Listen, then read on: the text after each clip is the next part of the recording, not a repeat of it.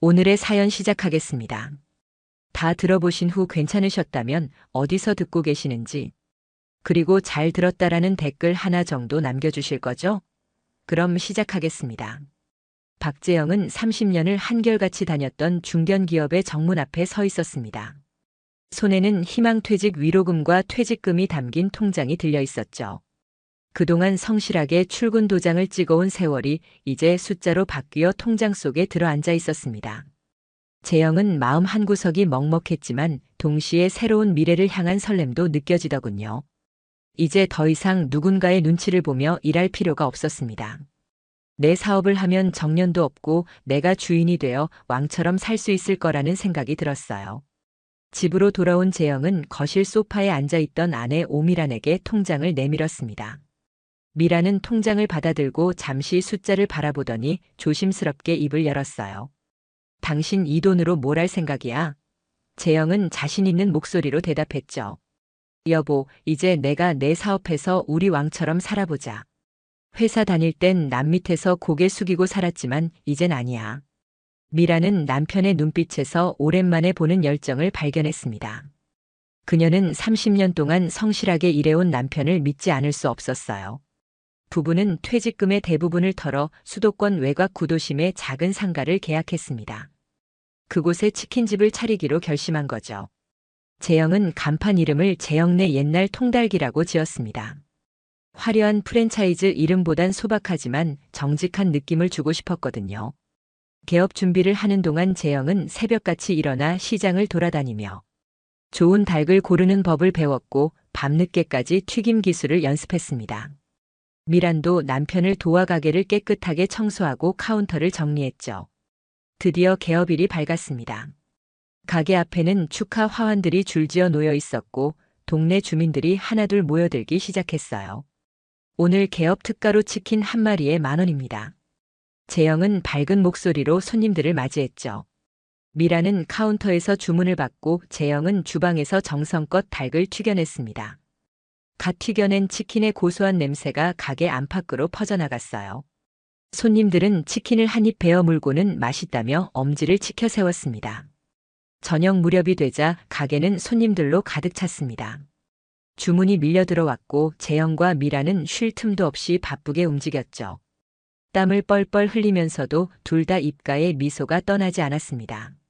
문을 닫은 건 밤 11시가 넘어서였어요. 재영은 하루 매출을 계산하며 흐뭇한 표정을 지었습니다. 여보, 첫날부터 이 정도면 대박 아니야? 우리 잘 될 것 같아. 미란도 고개를 끄덕이며 남편의 손을 꼭 잡았죠. 당신이 열심히 하니까 손님들도 알아봐 주시는 거야. 그날 밤 집으로 돌아온 부부는 피곤했지만 행복했습니다. 재영은 침대에 누워 천장을 바라보며 생각했죠. 역시 성실하게만 하면 되는 거였어. 앞으로 우리 가게는 동네 최고 맛집이 될 거야. 미란도 남편 옆에 누워 작은 한숨을 내쉬었습니다. 개업 준비하느라 쓴 돈이 만만치 않았지만 남편의 밝은 표정을 보니 걱정이 조금 덜해지더군요. 새 출발을 향한 희망이 부부의 가슴속에 따뜻하게 자리 잡고 있었습니다. 개업한 지 한 달이 지나자 분위기가 조금씩 달라지기 시작했습니다. 첫 주에는 개업 특가 덕분에 손님들이 꾸준히 찾아왔지만 시간이 지날수록 발길이 뜸해지더군요. 재영은 처음엔 대수롭지 않게 생각했습니다. 원래 장사라는 게 들쑥날쑥한 거 아니겠어요. 하지만 미라는 점점 줄어드는 주물량을 보며 불안감을 느끼기 시작했죠. 그래도 남편 앞에서는 내색하지 않으려 애썼습니다. 어느 날 아침 재영이 가게 문을 열려고 나왔을 때 충격적인 광경을 목격했습니다. 바로 옆 빈 상가에 대형 프랜차이즈 치킨 체인점 간판이 걸려 있었거든요. 공사 인부들이 분주하게 움직이며 인테리어를 하고 있었죠. 재영은 가슴이 철렁 내려앉는 걸 느꼈습니다. 하필이면 왜 여기에 그것도 치킨집이 들어오는 거야. 미란도 남편 옆으로 다가와 프랜차이즈 간판을 올려다 봤어요. 두 사람은 말없이 서로를 바라봤습니다.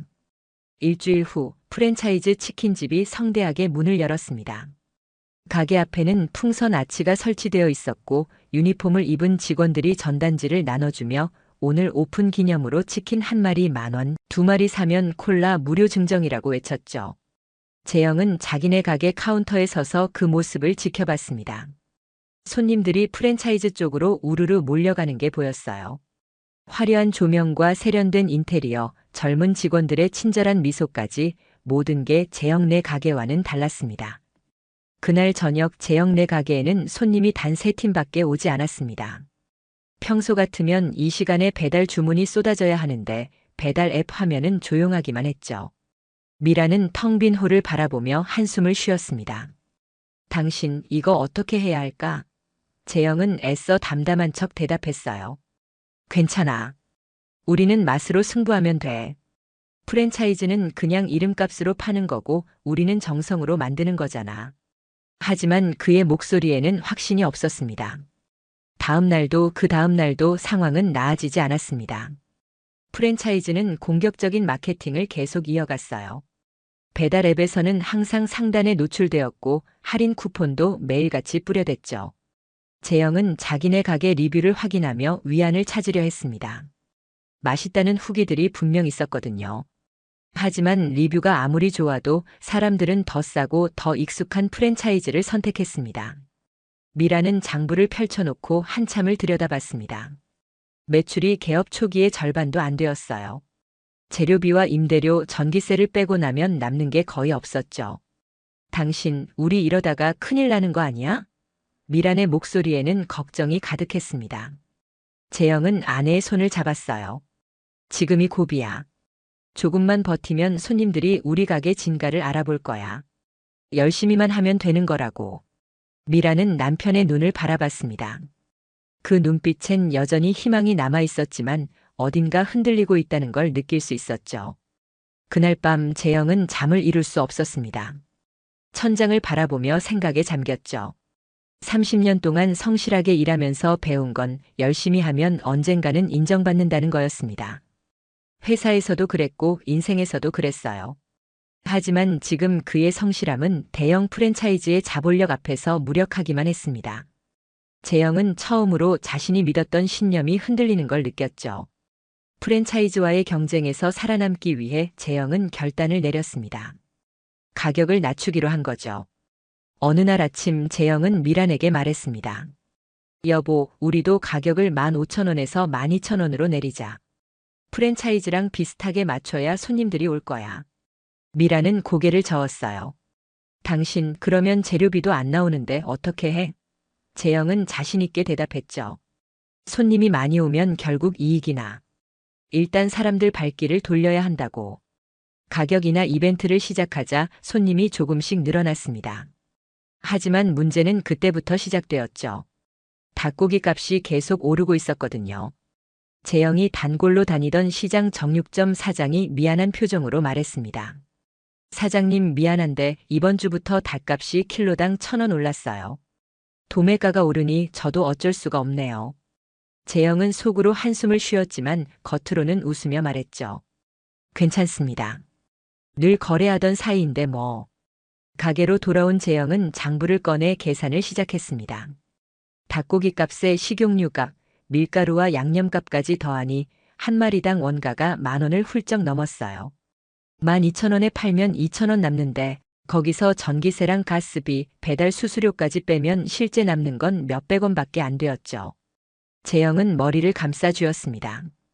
이건 장사가 아니라 봉사였어요. 미란이 남편 옆으로 다가와 장부를 들여다봤습니다. 그녀의 얼굴이 창백해졌어요. 당신 이거 봐. 우리 지난달에 100만 원 적자야. 팔면 팔수록 손해라고. 이러다 퇴직금 다 날리는 거 아니야? 미란의 목소리는 떨리고 있었습니다. 재영은 아내의 손을 잡으며 말했죠. 알아, 나도 알아. 하지만 이 고비만 넘기면 돼. 단골이 생기면 가격을 다시 올릴 수 있어. 지금은 버티는 수밖에 없다고. 하지만 버티는 것도 한계가 있었습니다. 통장 잔고는 빠르게 줄어들었고 재영은 결국 은행을 찾았어요. 대출 상담을 받는 재영의 표정은 굳어 있었습니다. 창구 직원이 서류를 검토하더니 말했죠. 사장님, 자영업자 대출은 금리가 좀 높습니다.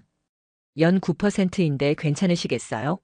재영은 잠시 망설이다가 고개를 끄덕였습니다. 네, 괜찮습니다. 2천만 원만 부탁드립니다.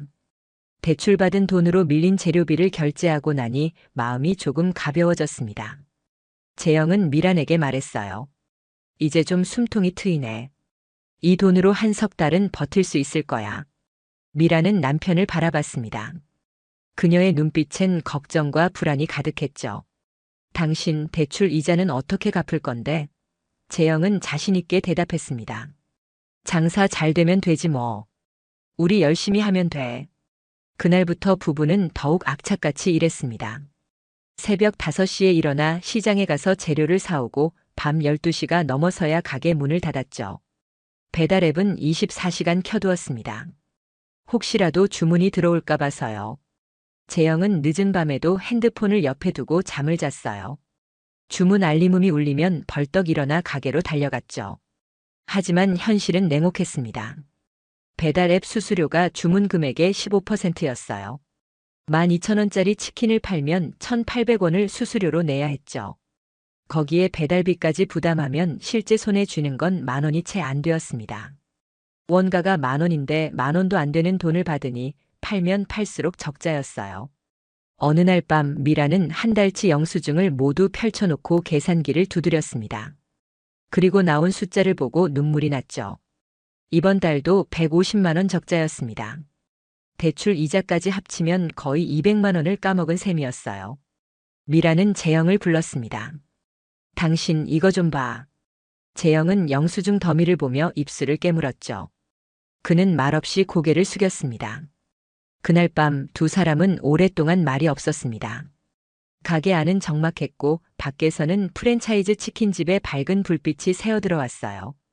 재영은 창밖을 바라보며 생각했습니다. 열심히 하면 된다고 믿었는데 왜 이렇게 힘든 거지? 성실함만으론 부족한 건가? 재영은 마지막 희망을 성실함에 걸었습니다. 그는 매일 새벽 4시 30분에 일어나 시장으로 향했어요. 다른 상인들보다 먼저 가서 가장 신선한 닭을 골라야 한다는 생각이었죠. 정육점 사장들도 재영의 얼굴을 익히게 되었습니다.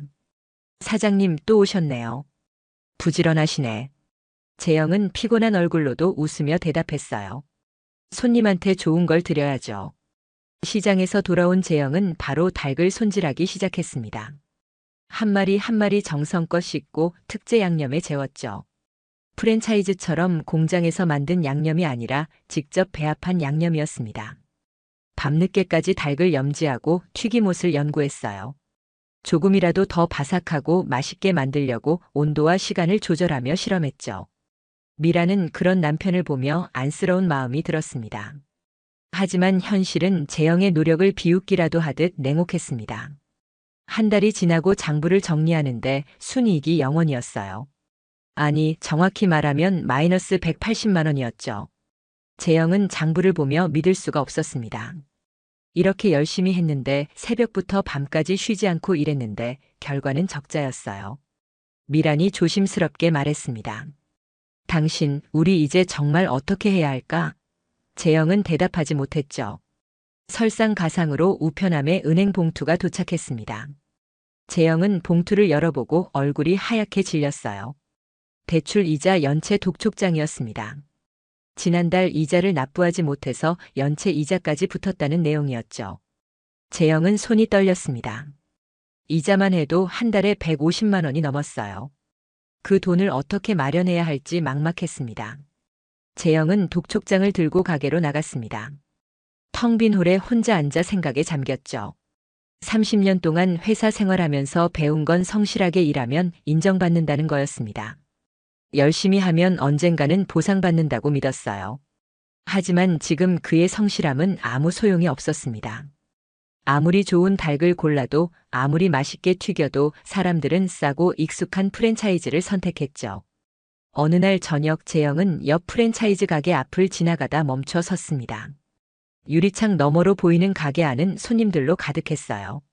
젊은 사장이 카운터에서 환하게 웃으며 손님을 맞이하고 있었죠. 재영은 그 모습을 보며 씁쓸한 미소를 지었습니다. 예전에는 저 사장을 이웃 상인이라고 생각했어요. 같은 상권에서 함께 살아가는 동료라고 여겼죠. 하지만 지금은 알았습니다. 저들은 동료가 아니었어요. 냉정한 경쟁자였습니다. 아니, 경쟁자라고 부르기도 민망했죠. 자본력과 브랜드로 무장한 프랜차이즈와 퇴직금으로 간신히 문연. 소규모 가게는 애초에 경쟁 상대가 될 수 없었습니다. 재영은 자신이 밟고 올라가야 할 계단이 아니라 밟히는 디딤돌이었다는 걸 깨달았어요. 집으로 돌아온 재영은 소파에 주저앉았습니다.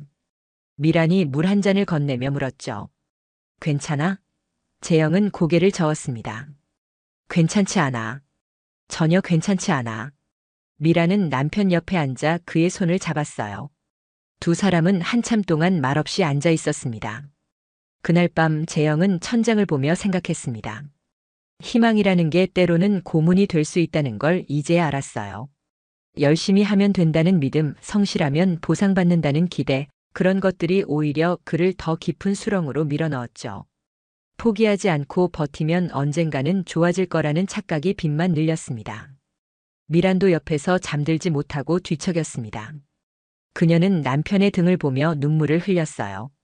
30년을 성실하게 일한 사람이 왜 이런 고통을 겪어야 하는지 이해할 수 없었습니다. 노력하면 된다고, 열심히 하면 된다고 배우며 살아온 세대였죠. 하지만 현실은 그들의 믿음을 무참히 짓밟았습니다. 재영은 눈을 감았습니다. 하지만 잠은 오지 않았어요. 머릿속엔 독촉장의 숫자들만 맴돌았습니다. 마이너스 180만 원, 대출 이자 150만 원, 다음 달 임대료 200만 원. 숫자들이 재영의 머리를 짓눌렀죠. 그는 작은 신음을 흘렸습니다. 성실함이 무슨 소용이야. 노력이 무슨 의미가 있어. 이 냉혹한 세상에서. 재영은 마지막으로 차별화를 시도해 보기로 했습니다. 프랜차이즈와 다른 무언가를 만들어야 살아남을 수 있다고 생각했죠. 그는 특제 소스를 개발하고 메뉴판에 옛날 통닭의 전통을 강조하는 문구를 넣었어요. 하지만 새로운 소스 재료를 사려면 돈이 필요했습니다. 통장 잔고는 이미 바닥이 났고 대출 이자는 계속 쌓여가고 있었죠. 결국 재영은 어쩔 수 없는 선택을 했습니다. 재료비를 줄이기 시작한 거예요. 처음엔 작은 것부터 바꿨습니다. 프리미엄 식용유 대신 일반 식용유로 1등급 닭 대신 2등급 닭으로 바꿨죠. 재영은 스스로에게 변명했습니다. 조금만 참자. 빚을 갚고 나면 다시 좋은 재료를 쓸 수 있어. 하지만 그 조금이 점점 길어졌어요. 변화는 금방 나타났습니다. 배달 앱 리뷰에 처음으로 나쁜 평가가 달렸죠. 맛이 예전 같지 않네요. 닭이 너무 작아요. 기름 맛이 이상해요. 재영은 리뷰를 보며 가슴이 철렁 내려앉았습니다. 그는 댓글로 정성껏 사과 글을 남겼어요. 죄송합니다. 더 노력하겠습니다.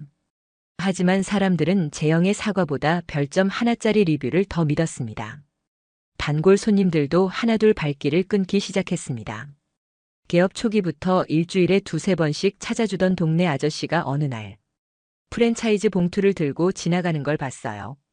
재영은 가게 안에서 그 모습을 지켜봤습니다. 아저씨와 눈이 마주쳤지만 아저씨는 민망한 듯 고개를 돌렸죠. 재영은 쓴웃음을 지었습니다. 이해해요. 나도 당신 입장이라면 그랬을 거야. 미라는 매일 악화되는 상황을 지켜보며 무너져갔습니다. 그녀는 카운터에 앉아 리뷰를 확인하다가 울음을 터뜨렸어요. 당신, 우리 이제 어떡해? 손님들이 다 떠나잖아. 재영은 아내를 위로할 말을 찾지 못했습니다. 그저 어깨를 토닥일 뿐이었죠. 미라는 점점 말이 없어졌고 밥도 제대로 먹지 않았습니다. 어느 날 아침 미란이 일어나지 못했습니다. 재영이 침대로 다가가자 미라는 힘없는 목소리로 말했어요. 미안해. 몸에 힘이 하나도 없어. 오늘은 가게 못 갈 것 같아. 재영은 아내의 이마에 손을 대봤습니다. 열이 있었죠. 괜찮아. 푹 쉬어. 내가 혼자 할게. 미라는 눈물을 흘렸습니다. 당신 혼자 어떻게 해? 재영은 억지로 웃으며 대답했어요.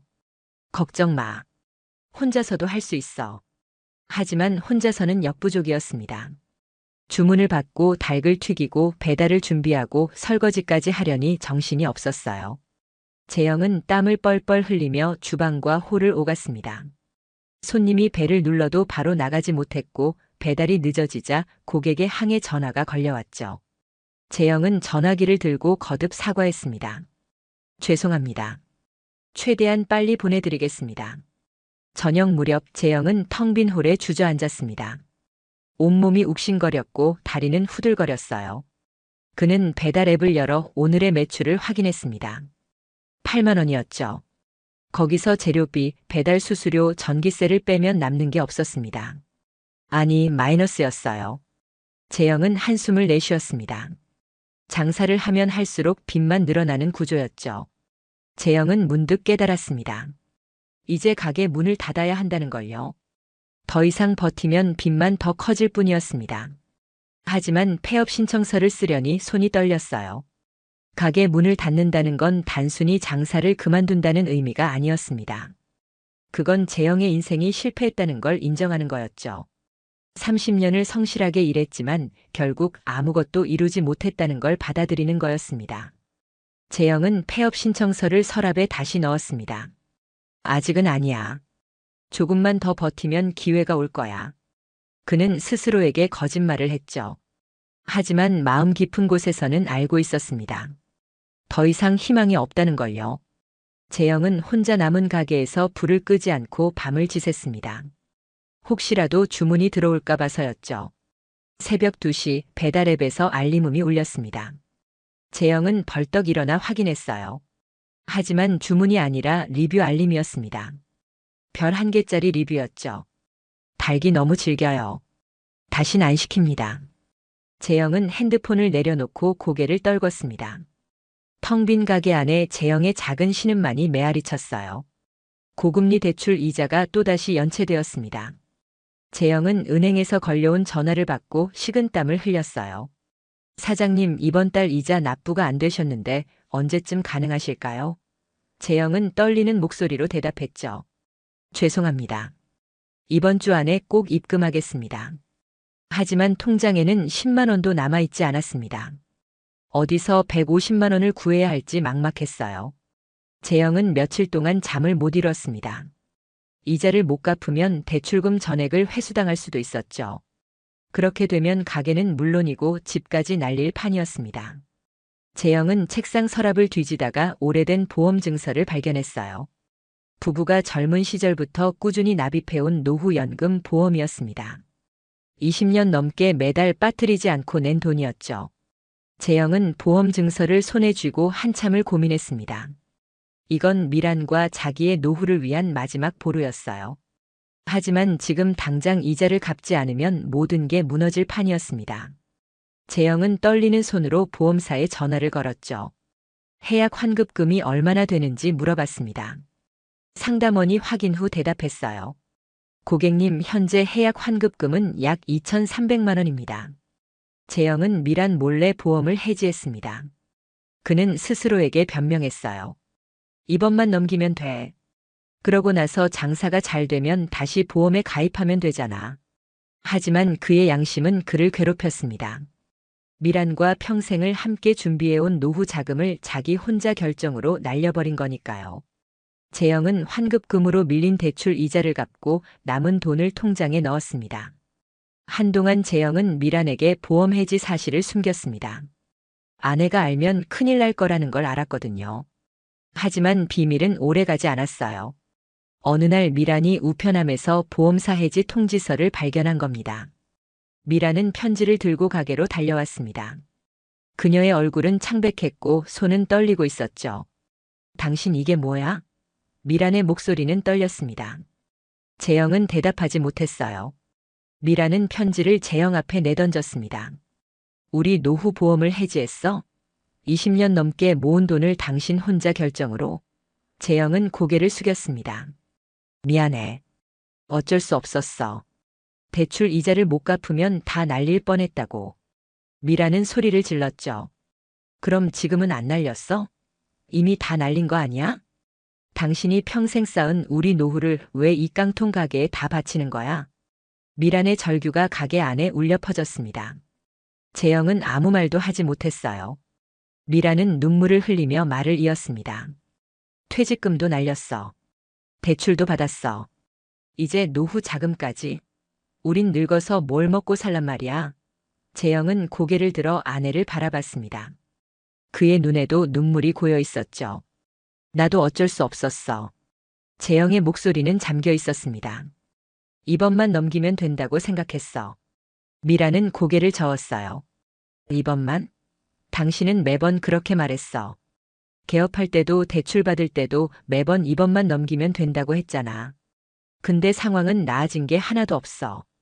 오히려 더 나빠졌지. 재영은 반박할 말이 없었습니다. 미란의 말이 모두 사실이었으니까요. 그날 밤 부부의 싸움은 극에 달했습니다. 미란은 집을 나가버렸고 재영은 혼자 가게에 남았어요.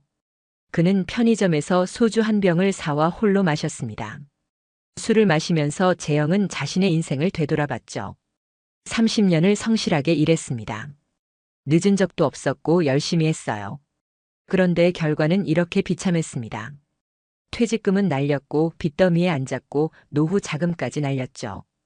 재영은 취기가 오르자 가게 문을 걸어 잠갔습니다. 더 이상 손님을 받고 싶지 않았어요. 아니, 손님이 올 리도 없었죠. 그는 홀 바닥에 주저앉아 울기 시작했습니다. 왜 이렇게 된 거지? 난 열심히 했는데. 성실하게 살았는데. 재영의 울음소리가 텅 빈 가게 안에서 메아리 쳤습니다. 새벽녘 재영은 카운터에 엎드린 채 잠들어 있었습니다. 빈 소주병이 그의 곁에 나뒹굴고 있었죠. 그의 얼굴엔 마른 눈물 자국이 남아 있었습니다. 퇴직금도 대출금도 노후 자금도 모두 소진된 상황이었어요. 재영은 이제 진퇴양난에 빠져 있었습니다. 가게 문을 닫자니 빚만 남고 계속하자니 빚만 늘어나는 상황이었죠.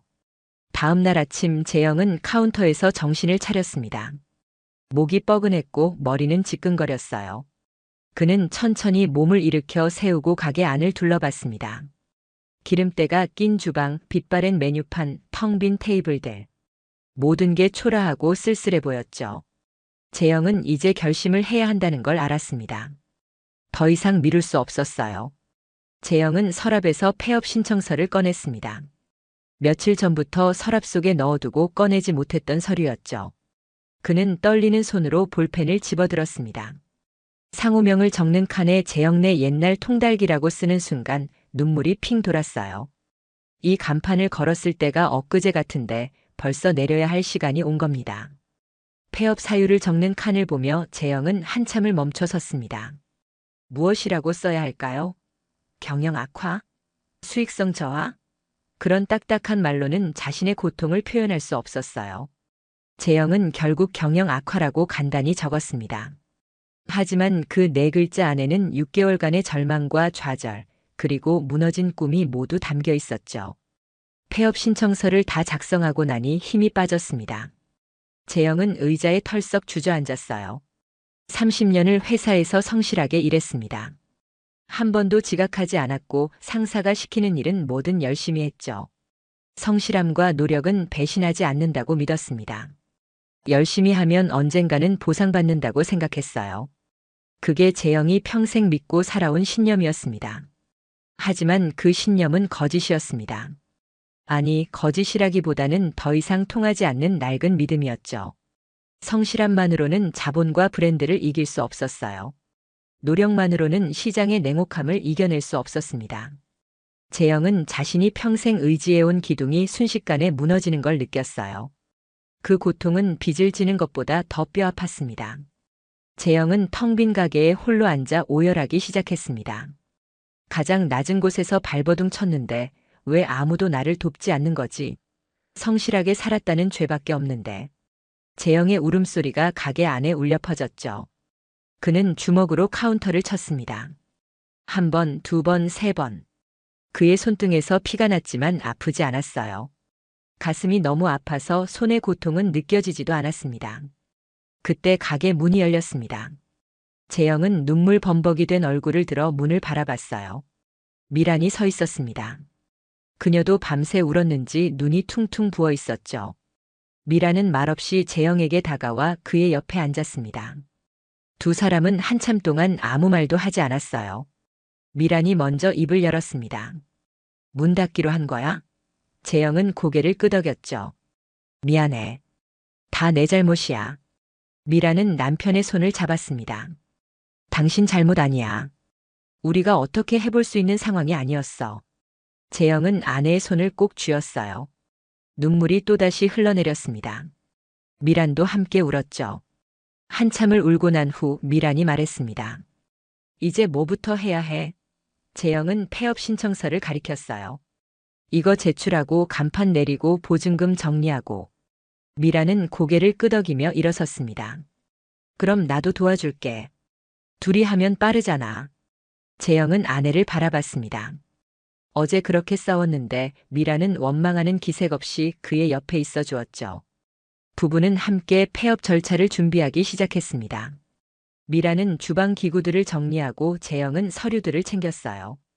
둘 다 말이 없었지만 서로의 존재가 위안이 되었습니다. 30년을 함께 살아온 부부였죠. 좋을 때도 나쁠 때도 함께 했던 사이였습니다. 지금도 마찬가지였어요. 저녁이 되자 미란이 라면을 끓여왔습니다. 가게에서 먹는 마지막 식사였죠. 두 사람은 카운터에 나란히 앉아 라면을 먹었습니다. 재영이 조용히 말했어요. 여보, 고마워. 끝까지 함께 해줘서. 미란은 고개를 저었습니다. 우리 부부잖아. 당연한 거지. 재영은 아내의 어깨에 머리를 기댔어요. 밤이 깊어갔습니다. 부부는 가게 불을 끄지 않고 마지막 밤을 함께 보냈어요. 재영은 가게 안을 천천히 걸으며 지난 6개월을 되돌아봤습니다. 개업 첫날의 설렘, 프랜차이즈가 들어왔을 때의 충격, 빚이 쌓여갈 때의 절망. 모든 순간이 주마등처럼 스쳐 지나갔죠. 미란도 남편 옆에서 함께 걸었습니다. 두 사람은 서로의 손을 꼭 잡고 있었어요. 새벽녘 부부는 가게 밖으로 나왔습니다. 재영은 간판을 올려다봤어요. 재영네 옛날 통닭. 이제 곧 내려야 할 간판이었습니다. 미란이 남편의 팔짱을 꼈죠. 둘은 말없이 간판을 바라봤습니다. 차가운 새벽 공기가 두 사람의 뺨을 스쳤어요. 재영은 깊게 숨을 들이마셨습니다. 이제 끝이구나. 며칠 후 재영과 미란은 빚더미를 안고 집으로 돌아왔습니다. 간판은 철거되었고 가게 열쇠는 건물주에게 반납했죠. 보증금은 밀린 임대료와 관리비로 모두 날아갔습니다. 부부가 손에 쥔 건 폐업 증명서 한 장과 은행 대출 명세서뿐이었어요. 명세서에 적힌 숫자는 8천만 원이 넘었습니다. 퇴직금도 노후 자금도 모두 사라지고 빚만 남았죠. 집에 돌아온 재영은 거실 소파에 주저앉았습니다. 6개월 전 이 자리에서 아내에게 통장을 내밀며 새로운 꿈을 이야기했었죠. 내 사업을 해서 왕처럼 살자고 했습니다. 하지만 지금 재영의 손에는 통장 대신 빚 독촉장이 들려 있었어요. 미라는 부엌에서 차를 끓여왔습니다. 두 사람은 말없이 차를 마셨죠. 집안은 쥐 죽은 듯 조용했습니다. 다음 날 아침 재영은 일찍 일어나 구인구직 신문을 펼쳤습니다. 빚을 갚으려면 다시 일을 해야 했거든요. 하지만 55세 남자를 원하는 곳은 거의 없었어요. 경비, 청소, 택배 기사 정도였죠. 재영은 30년 동안 중견기업에서 일했던 자신이 이제 경비 자리를 알아봐야 한다는 현실이 믿기지 않았습니다. 미란도 파트타임 일자리를 알아보기 시작했어요. 재영은 며칠 동안 이력서를 들고 여기저기 돌아다녔습니다. 마트 경비 자리에 지원했지만 이미 사람이 찼다는 답을 들었고 물류센터 야간 작업에 지원했지만 나이가 많다며 거절당했죠. 어느 곳에서는 노골적으로 말하더군요. 사장님 죄송한데 이 일은 체력이 좀 필요해서요. 재영은 자신이 아직 건강하다고 일 잘한다고 어필했지만 소용없었습니다. 한 달이 지났지만 재영은 일자리를 구하지 못했습니다. 통장 잔고는 점점 줄어들었고 은행에서는 매주 독촉 전화가 걸려왔어요. 재영은 전화를 받을 때마다 죄송하다고 조금만 기다려달라고 말했습니다. 하지만 은행 직원의 목소리는 점점 차갑게 변해갔죠. 재영은 전화를 끊고 나면 한참 동안 멍하니 앉아 있었습니다. 어느 날 저녁 미란이 거실로 들어왔습니다. 그녀도 구직 활동을 하다 돌아온 길이었죠. 미란은 재영 옆에 앉아 조용히 물었어요. 당신 오늘은 어땠어? 재영은 고개를 저었습니다. 다 안 된대. 나이가 많다고 경력이 안 맞는다고. 미란도 한숨을 쉬었어요. 나도 마찬가지야. 식당 설거지 자리도 다 젊은 사람들만 뽑더라.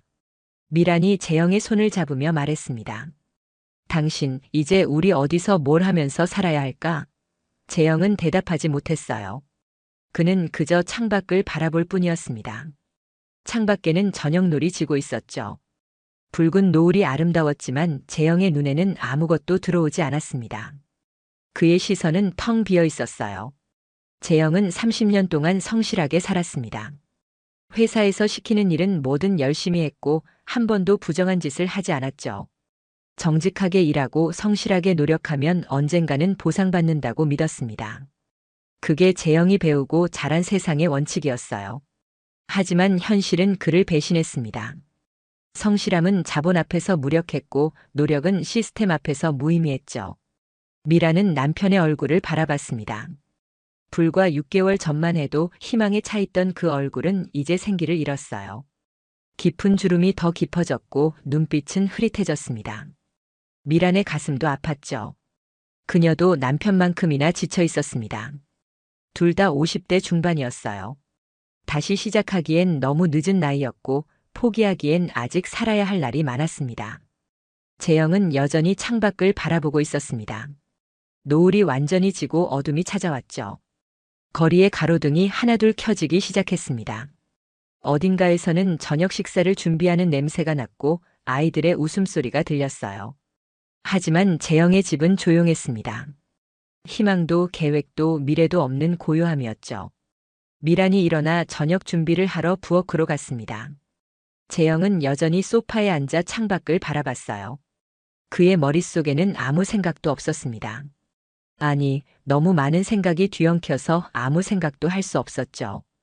8천만 원의 빚 찾을 수 없는 일자리, 사라진 노후 자금, 그리고 앞으로 살아가야 할 긴 시간들. 밤이 깊어갔습니다. 재영은 소파에 그대로 앉아 있었고 미라는 부엌에서 설거지를 하고 있었어요. 평범한 부부의 평범한 저녁이었지만 그들의 마음속에는 무거운 절망이 자리 잡고 있었습니다. 성실하게 살아온 서민의 노력마저 무의미해진 냉혹한 현실. 그 현실 속에서 재영과 미라는 답 없는 질문만을 품은 채 하루를 마감했습니다. 오늘의 사연은 여기까지입니다. 혹시 끝까지 들어주신 분이 계시다면 구독과 좋아요. 그리고 댓글로 잘 들었어요 라는 한마디면 제게 큰 힘이 됩니다. 감사합니다.